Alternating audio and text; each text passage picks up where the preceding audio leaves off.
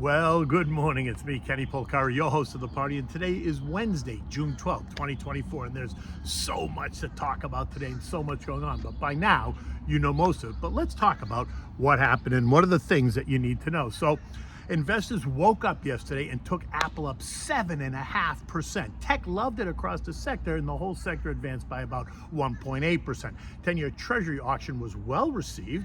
Prices up, rates are down. We'll talk about that in a moment. Oil surges on a drop in inventory. Gold continues to just bounce around the 2330 level. The CPI comes out at 8:30 a.m. this morning, and the FOMC announcement comes out at 2 with the press conference at 2:30. And what do we have for dinner tonight? We're going to have the risotto Chianti.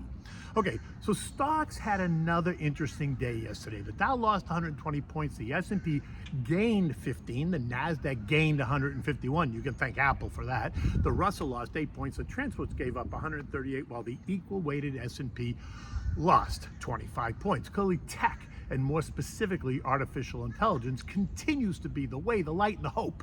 Don't confuse sectors that use technology versus sectors that create that technology as the same.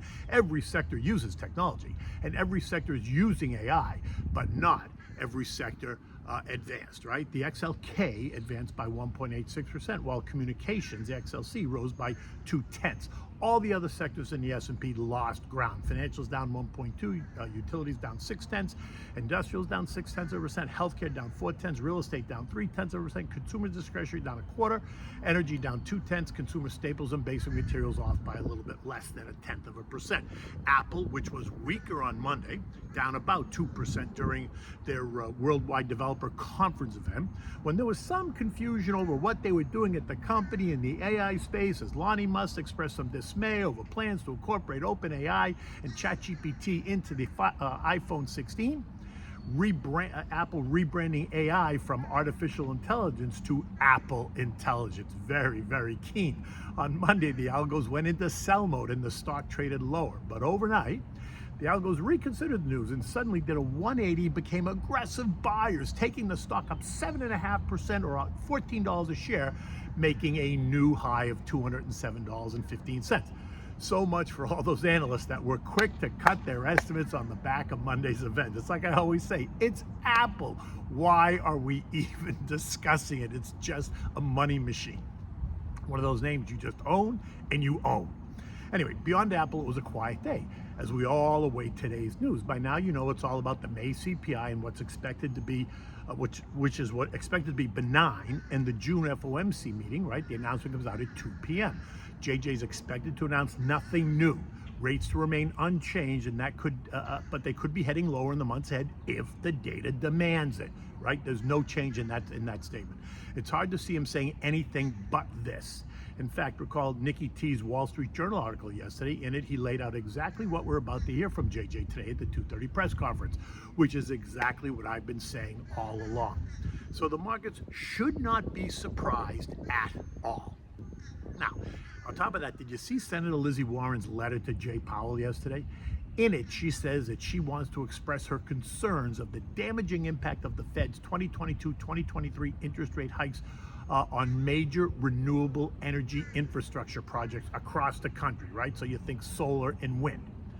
She then goes on to say that the rapid rise in interest rates, and remind you, it took 11 months, hardly rapid, when inflation shot from 1.6% to 9.4% in 8 months, and he laid out the schedule of hikes very clearly, has taken them to the highest levels in over 20 years.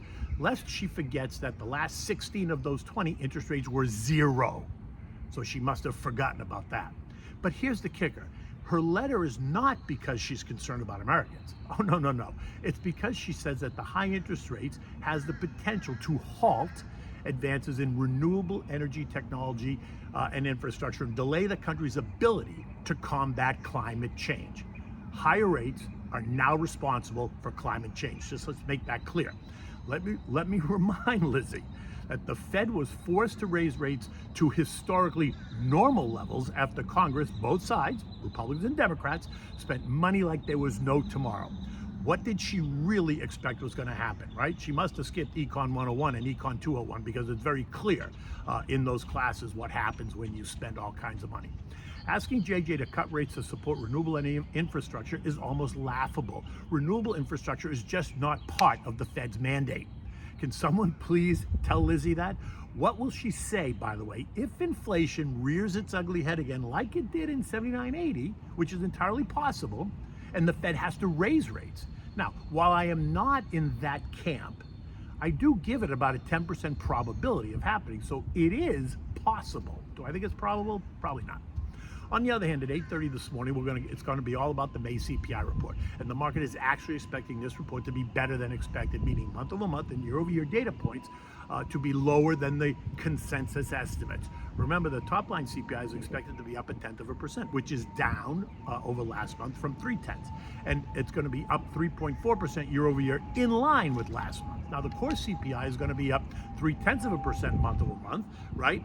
Flat with last month, while the year over year is up 3.5%, which is down 0.1% over last month. Now, if they come in as expected, it would support the recent push to new highs, as the rate cut narrative remains the story.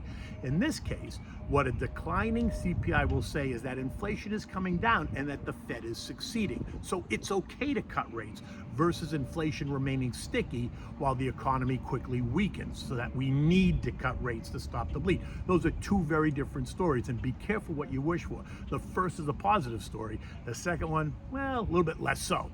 In addition, investors are going to be looking for any other clue that inflation is easing.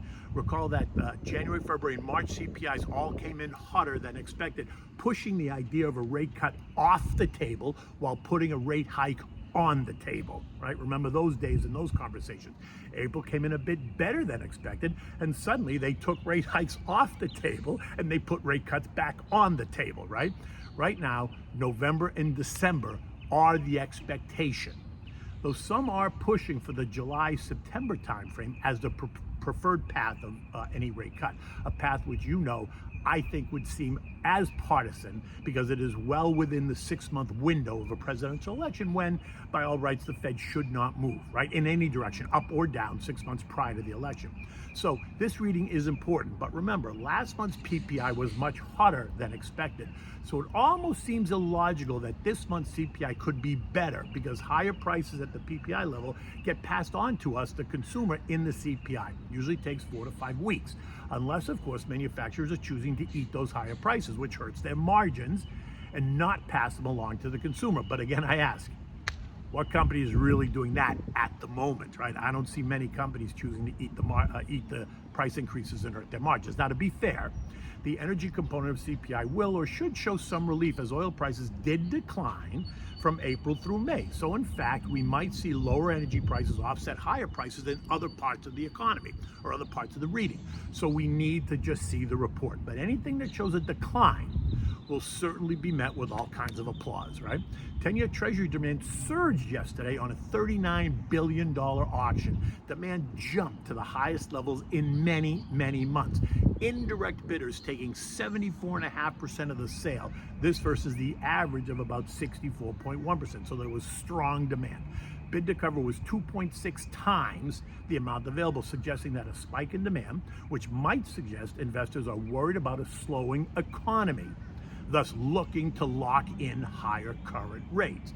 You can also argue that the international bond investors rushed into the U.S. market as political unease across Europe intensifies, right? Think France specifically. And the U.S. yields are at least 1 full percentage point above the French rates, which are 3.31%, and nearly 2 percentage points above the German Bunds, which are 2.67%. The 10-year yield fell to 4.40%, down from 4.46 because they took prices up. Now, the 2-year fell 5 basis points to end the day yielding 4.83. That's down from 4.88. Gold, which has tested 2,300 twice now this week, Friday and then again on Monday, on the idea of lower rates, bounced a bit yesterday to end the day at 23.25. And this morning it's up another $3 at 23.28, leaving it still well within the 2,300, 2,400 trading range. Now, if we get a softer CPI and a dovish Fed, then watch as gold moves lower, slicing right through 2,300, testing intermediate support down at 2,255 as the rate cut narrative takes on a whole new life. And if that is so, I expect to see the odds favor then a July-September timeframe for a rate cut. versus the November-December cut, or at least that's what they'll try to push. So just sit tight. I still don't think it's going to happen, but that's what they'll push. Oil, which rose 3% on Monday, taking it up and through long-term resistance at 77.54, is now kissing intermediate resistance at 78.45. Now, yesterday it churned in a tight range, and this morning oil is up $1 or $1.27 or 1.27% at 78.89, pushing it right up and through that intermediate resistance, putting it now in the 78.45, 79.85 trading range, which represents intermediate support and short-term resistance. The API reported that crude inventories fell by 2.4 million barrels per day versus the expected 1 million barrels, all while the EIA raised their 2024 world oil demand growth forecast by 1.1 million barrels, up from 900,000. OPEC is also maintaining their strong growth forecast in 2024. The IEA, yes, the IEA, not the EIA, is pushing the idea that the industry is facing major surpluses before the end of this decade, which, by the way, is 6 years away. U.S. futures are all up this morning, small. Dow futures up 30, S&P's up 5, Nasdaq up 25, the Russell's up 1. Look, the Fed is no longer in the lead. We've seen Sweden, the ECB, and the Bank of England all cut rates last week, even in the face of simmering inflation. So while today's might be a big day here in the U.S. for this discussion, it's no longer driving the global conversation at the moment. And that has, because that's already happened, right? So will the Fed follow suit, or will they hold the line right where we are? Now, and that's what the dot plot's going to reveal, right? Recall our discussion on this point on Monday. Speculation says that the dot plot is going to indicate 2 rate cuts this year versus the 3 rate cut introduced in March. Analysts are suggesting that a dot plot that reveals 2 rate cuts will be a positive, pushing markets higher. I say the market's already pushed higher ahead of that move because that's what it's expecting. That is the narrative that the market already believes, even as JJ has not committed to that specifically. The question is, will he finally commit to a time frame or not? That is what will push the market. A commitment, not an innuendo. And remember, 1 cut doesn't mean that there are more cuts necessarily coming. It just means we had 1 cut. Now we got to look at the data again over a period of months. In any event, do not get up from your chair. It all begins at 8:30 this morning. And by the way, the Fed has already made their decision on where rates are going today. Now, today's CPI is not changing that outcome. It might, though, tweak his responses to reporters' questions during the presser, right? I will be on with Liz Clayman, Fox Business, today at 3:20 to dissect and digest this latest event. Consider joining me, won't you? Okay, so call me to discuss this. You know me, I'm always happy to talk about long-term game plan and help you creating a long-term plan to create generational wealth. Okay, so what do we have for dinner tonight? So you can use this as a first course. You can use this as a side dish. It's simple to make. It's a little bit different. But it goes well with really any meal you're going to have, especially over the summer, because you can make a lot of it and it goes a long way. It's risotto Chianti, which is really risotto made with Chianti red wine, right? It's a Tuscan favorite. This works great with a fish dish. It works great as a side dish. It works great as a first dish. It works great with grilled steak, a pork chop, or a veal chop, right? For this, you need the basics to make the risotto. You need chicken broth heated. You need butter. You need 1 finely chopped onion. You need 2 cups of arborio rice. You need 3 cups of Chianti wine.